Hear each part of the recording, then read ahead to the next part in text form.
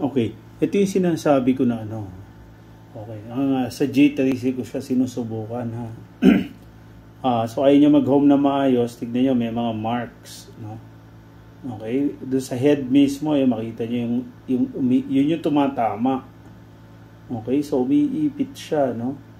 So kumbaga lampas na siya sa chamber. Okay. Ayun no.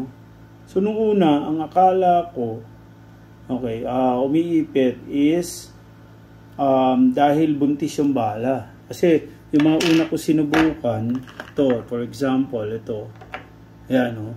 Makikita nyo, medyo may bulge talaga. Okay? So, kala ko yan, marami ako sinusubukan na reloads ko.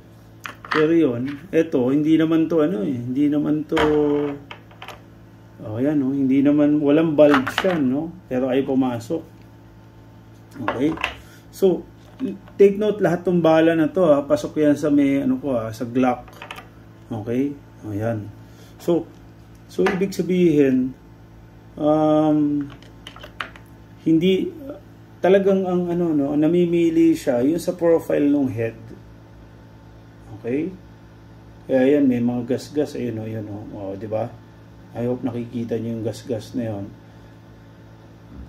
Gas-gas yun sa barrel, So, ibig sabihin, itong part na to, mataba.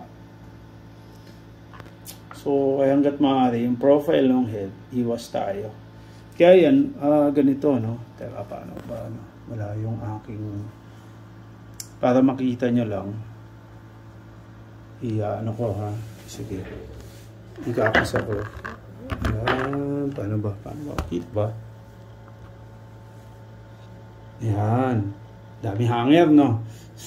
Teka, hanap tayo ng magandang pang tayo. Okay? Para makita nyo. So, yan.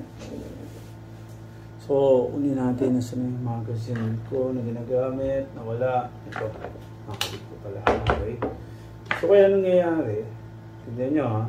So, ito, flat na flat yan.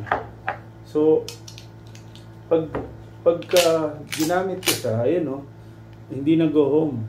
Okay? Tapos, mahirap siyang tanggalin as if umipit.